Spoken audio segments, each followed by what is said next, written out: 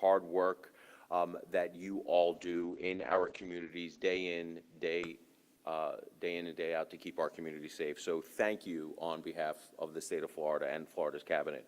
In Florida, we have led the nation in securing our border and protecting our citizens from the detrimental impacts of illegal immigration. Even when we had a president that failed the American people and allowed illegal aliens to enter our country with no recourse, de facto open border policies is what we are trying to undo right now, today, not only across this nation, but here in the great state of Florida.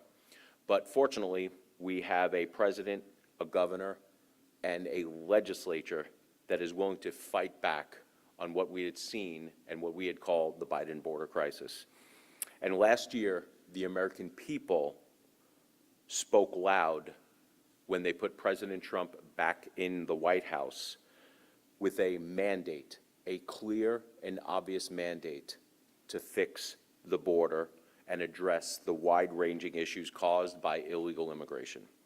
I am thankful for President Trump's commitment to protecting the American people and the resolve of this governor to follow through on his campaign promises to do what's right when it's coming to states fighting back on illegal immigration. We are utilizing every resource available to right the wrong of a de facto open border. And because every sheriff up here can attest that the cost of illegal immigration is far too high. That is why Governor DeSantis has led the charge to establish the State Board of Immigration under the Florida Cabinet and to ensure that our law enforcement officers would become 287G certified and can assist our federal government and ICE in removing illegal aliens, especially those who are committing crimes, from our communities. Florida has led the nation in fighting against the high cost of illegal immigration, and we are proud to continue our work with ICE, the Department of Homeland Security, and President Trump to ensure that our communities become safer every day. Today, I am here and I am proud to award over $1.8 million to support our sheriff's offices in their efforts to assist ICE with illegal immigration enforcement. The funds awarded today are through the State Board of Immigration Enforcement and are reimbursements for the 287G programs and equipment necessary to assist ICE in the enforcement of immigration laws, in addition to bonuses for the officers that are 287G certified and are assisting in all 287G operations. So we have some checks here. What I'm going to do right now is call up each one of the sheriffs. We are going to award them with the check. We'll take some pictures, and I will return to the microphone. Our very own Sheriff Hardwick from St. Johns County Sheriff's Office is awarded $1 million.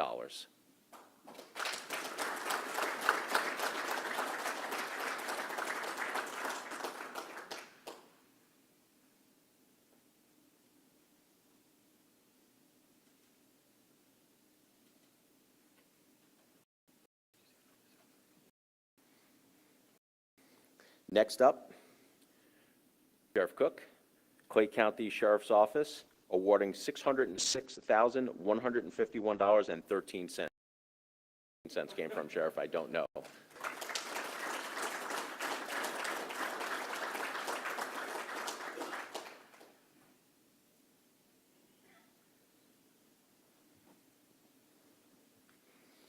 Next up, Sheriff DeLoach, Putnam County Sheriff's Office, with an award of $108,384.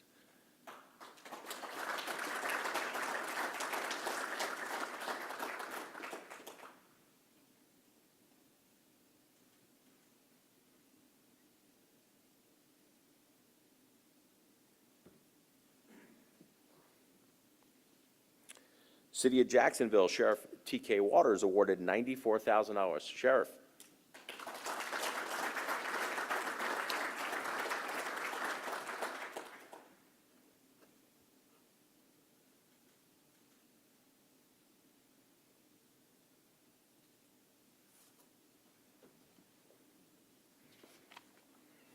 And last but certainly not least today, one of my favorites, Sheriff Smith, Gordon Smith, Bradford County Sheriff's Office, awarded $25,683. Not that you guys are not all my favorites. They're my favorites, they agreed to share with me. All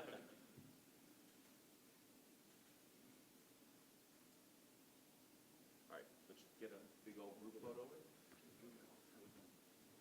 Stand up, figure it out. These things stretch out. Why don't you guys line up in the front? I'll just peek over.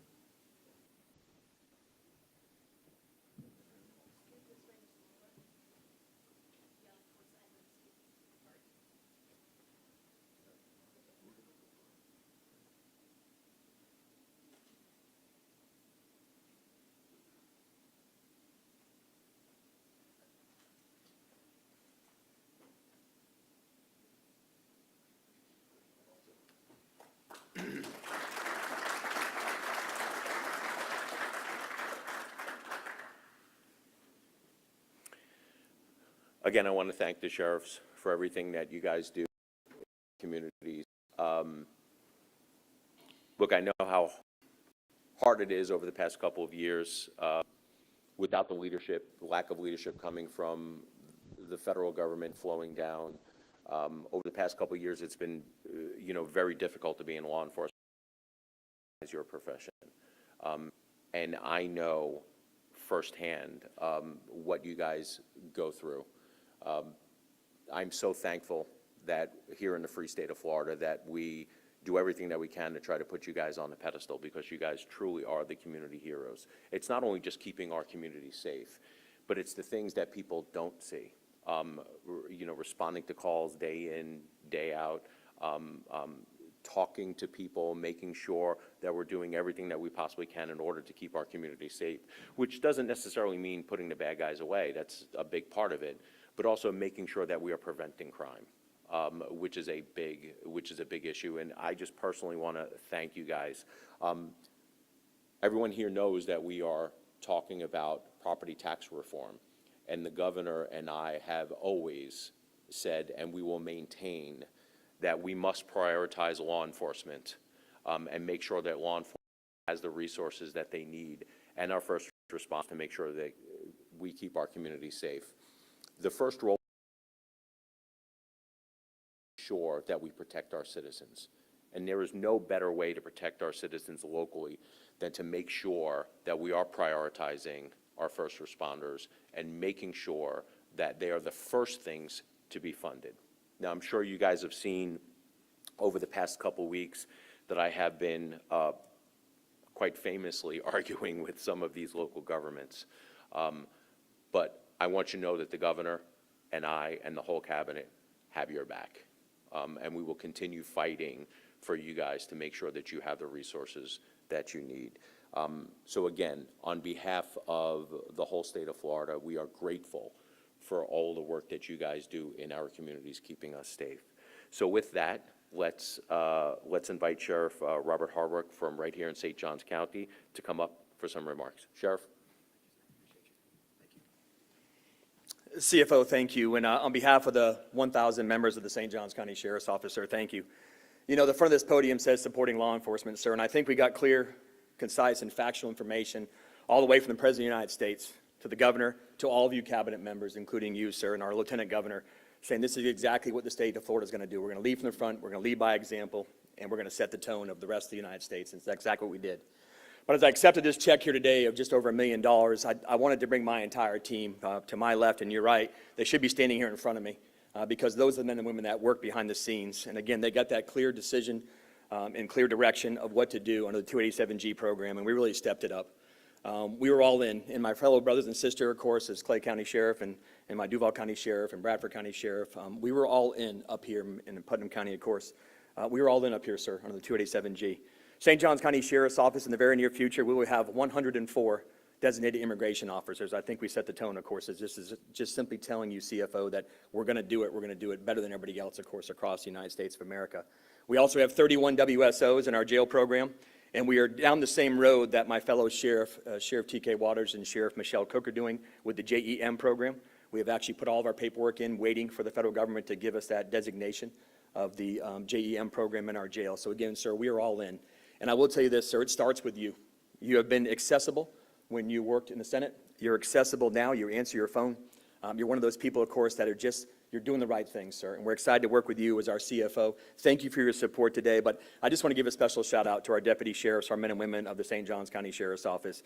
You were given a task with really not a lot of direction, and you exceeded the standards. You went above and beyond. You weren't given any direction besides just go do your job and do it to the best of your abilities. So to the men and women of the St. Johns County Sheriff's Office, we're going to increase technology with this $1 million with our LPR system, which I think is state-of-the-art as we speak today. All of our DIOs and our WSOs will get a bonus, sir, thank you, for, of course, stepping up and wanting to do those additional duties. So again, thank you, sir. On behalf of my fellow brothers and sisters, of course, that work in the Northeast Florida, I think we're doing it the way we're supposed to be. So CFO, again, on behalf of the members of the St. Johns County Sheriff's Office, God bless you, and thank you for the work you do, sir. Thank you. Thank you, sir. Sure, appreciate it.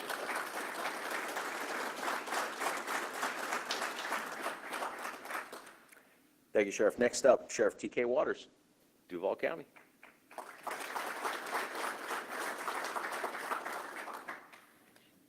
So good afternoon, and thank you, Chief and Financial Officer Ingoglia, for your continued partnership and your amazing support. In Jacksonville, our mission has always been simple: to keep our community safe.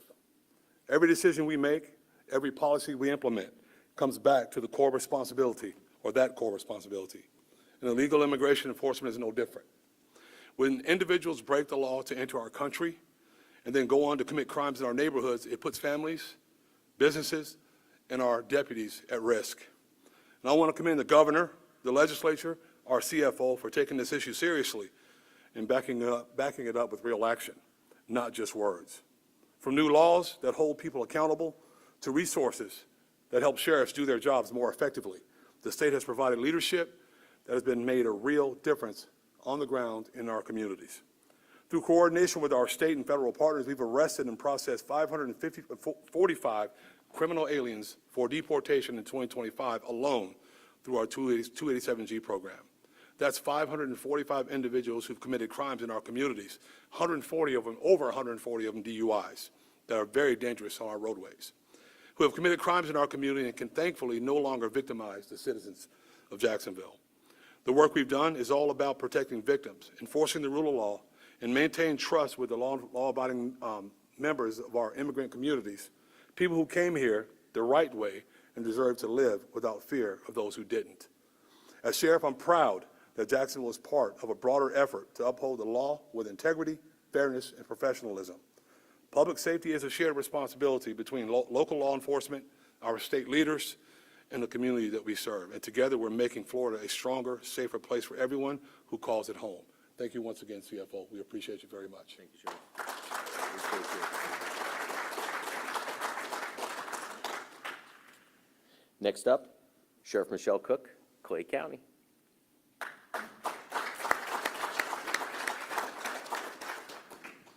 Thank you. TK, lower the microphone next time, please. All right.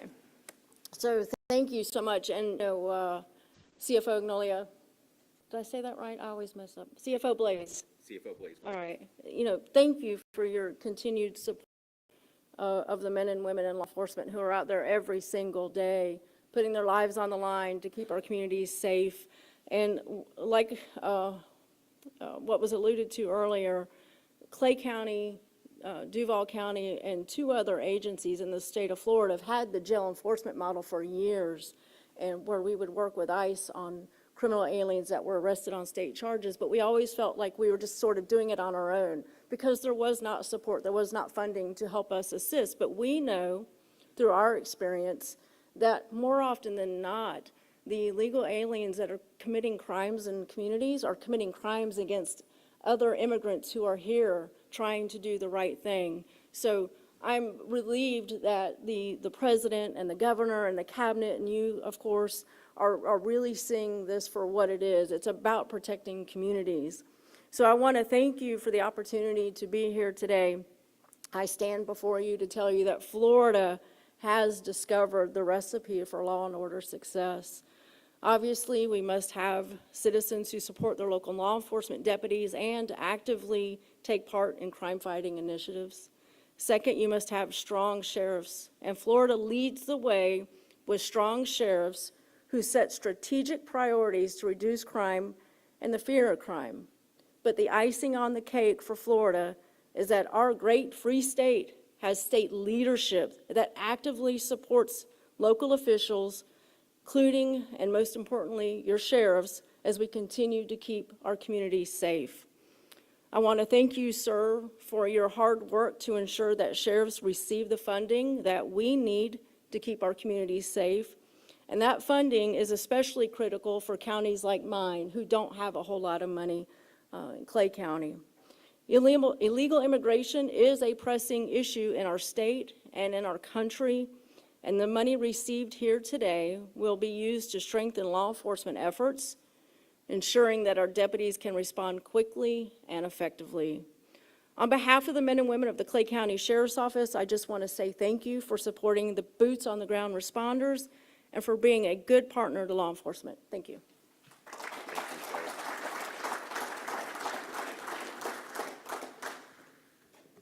Sheriff?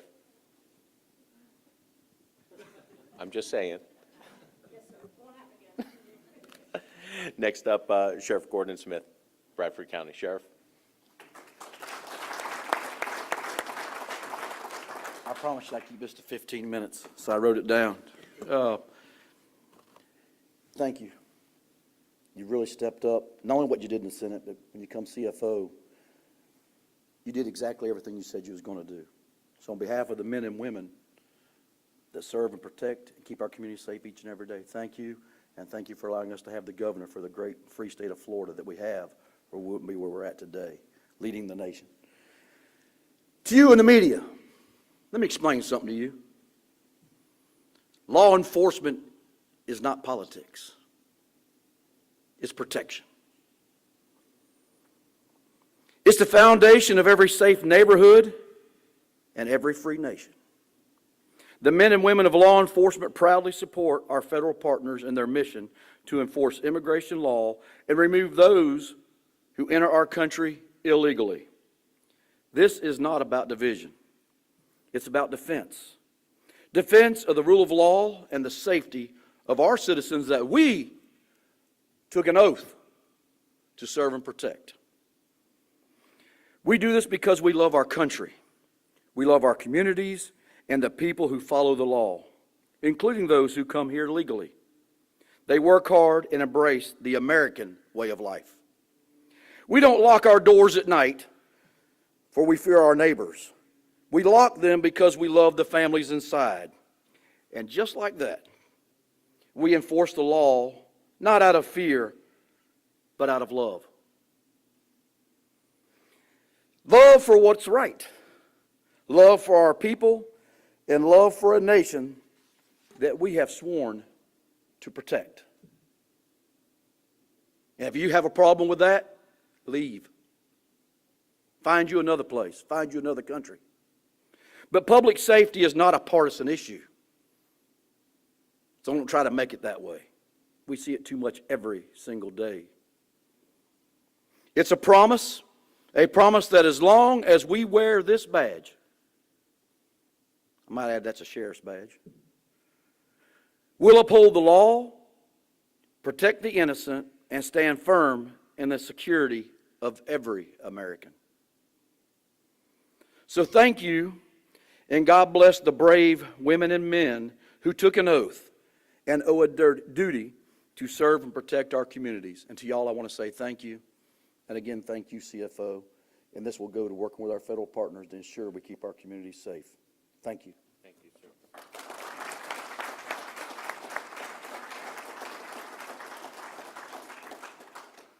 Next up, Sheriff Gator Deloach, Putnam County.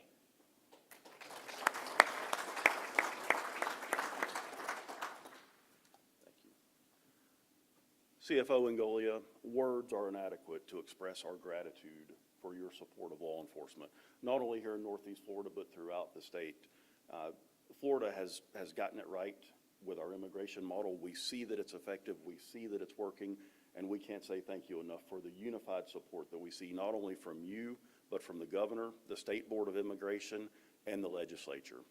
Just 4 years ago, Sheriff Smith and I had an opportunity to travel to McAllen, Texas, to visit the border with Congressman Kat Kamick and several other law enforcement leaders, and we saw firsthand the serious and detrimental impacts of illegal immigration.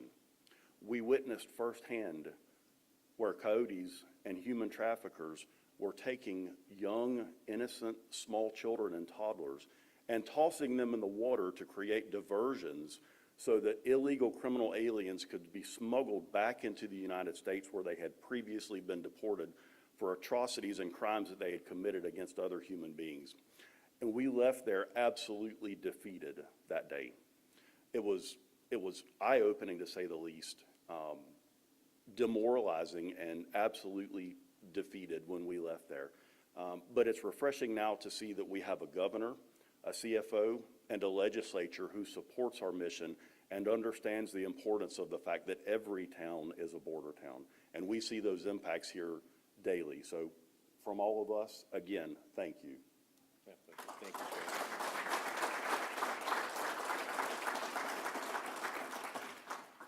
So just a couple of comments about illegal immigration, how we got here, and what we're up against. And I think everyone in this room knows what we're up against. But let's not forget that this is a problem that has been festering in the United States for the better part of 50 years.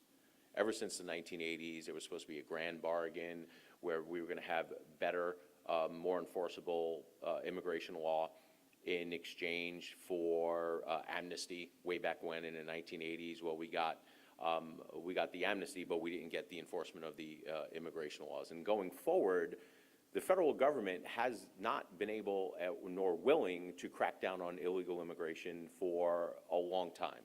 And the red tape that it takes in order to people come over legally sort of incentivizes them to come over illegally.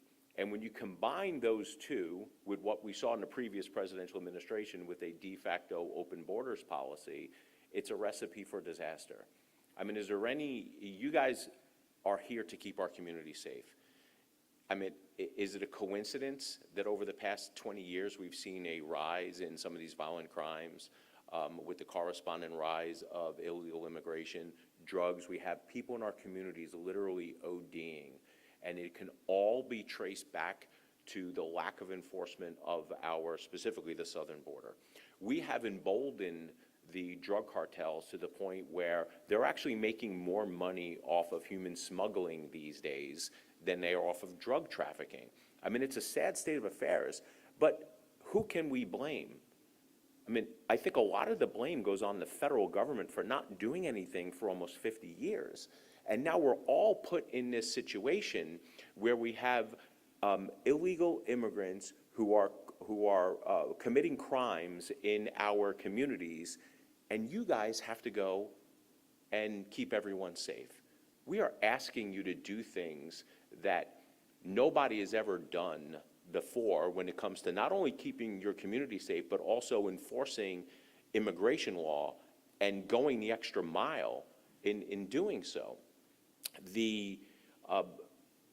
I'm constantly amazed at how much the state of Florida leads on a lot of issues. And this is no different than any other issue. Florida, by far and away, are leading on this issue. We've created a model here with the hard work of the sheriffs and law enforcement across the state of Florida that should stay in place for decades to come, for 50 years to come, because we do not know if the federal government is ever going to fix the broken legal immigration system. I am hopeful with Donald Trump in the office, but as you can see, there's a lot of people up there that are just trying to stand in the man's way to get good work done. But what's so special about what you guys are doing with the 287G program, it is institutionalized now. This should be the model for every 50 states going forward, because we do not know what the next administration is going to be, or the administration after that. You know, one thing that I know about government is that when a government program gets put into place, it's very hard to take away that government program. I would love for this 287G program to be expanded with the jail enforcement model. So this way, the state of Florida and the other 49 states can fight back and push back on the federal government if they do continue to not doing what they're supposed to be doing. But having said that, This president, it's amazing what he is doing. Just the sheer fact that that man is in office right now is serving as a deterrent. And what this governor is doing with you all supporting these programs is creating deterrent for people, criminal aliens, to settle in the state of Florida. So thank you. With that, more than happy to take any questions. If you have any questions for me or any one of the sheriffs, I'm sure they'll be happy to answer. Yes, ma'am. Hi, I'm Alexis from Action News. Are you able to speak on how many ICE arrests have been made of this sort of the last 6 months or even this past year? I don't, Sheriff, do you have any? I can speak for St. John's, I'm sure. We can have the sheriffs come up and relay those numbers. So just speaking for St. Johns County Sheriff's Office, and I can simply just speak based on what the data was, of course, as the beginning of the weekend. So roadside deportations in St. Johns County, we're at 710 since we started keeping the data, of course, on January 23rd of this year. And then out of the jail, of course, these are people that actually went to the jail for another criminal offense, and they were deported by, of course, Customs and Border Patrol out of our jails at 421. That's for St. Johns County. Sheriff T.K. Waters said his in his statements, of course. Yes, ma'am. Our office will be more than happy to aggregate some of the data with all the sheriffs here. So this way we can save time and get that to you. Sydney, if we can take care of that, that'd be awesome. Yes? Mr. Ingoglia, can you talk a little bit about, well, two things. First, can you talk a little bit about the variable amounts that each of the sheriff's offices receive?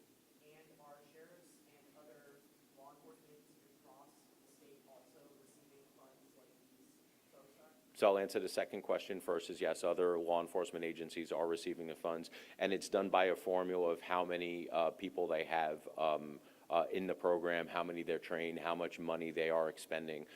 Because what we've learned with the federal government under President Donald Trump is that they are a willing partner to help with this. So it is not, it is incumbent on the federal government to help, that if our communities and our taxpayers are going to basically pay for the enforcement of something that the federal government should be doing, then it's only right that the federal government help pitch in on that, and that's why you're seeing this money. Yes, sir. Just curious, when you guys disperse this money to law enforcement to help deportation and illegal immigration, stuff like that, was this planned in advance, or was this something you guys thought of recently? Like, how long was this thought to give this money to the sheriff office? Yeah, look, I think this is something that's been in the planning since day one, the requesting of the money, because we know that the taxpayers, the local taxpayers, are initially footing the bill on this, but it's been a commitment from the federal government and President Trump to make sure that they are making the state whole, just like the money that we saw for some of these detention facilities. I know a lot of people were saying that the money would never come, but the money came, and that goes towards the commitment of the federal government to make us whole when it comes to this. So anytime, and over the years, the jail enforcement model, whenever there have been detainees that they've asked to be held by ICE, has always been reimbursed by the federal government. So this is just an expansion of those programs. Any other questions? Guys, I want to thank you for coming today. I want to thank you for making sure that this issue stays first and foremost on all of our radars. Sheriffs, I appreciate everything that you do in your communities. As you know, I am always available to you anytime, day or night. I'm just a phone call away. And for the deputies and the trainees that are in the room, thank you. You guys are going to make a difference. Your children and your grandchildren, I truly believe, are going to look upon this time and say that when it came to illegal immigration, boy, did the state of Florida step up. And it's because of you guys. So I appreciate you for everything that you do. Thank you, everyone. God bless everyone. God bless the great state of Florida.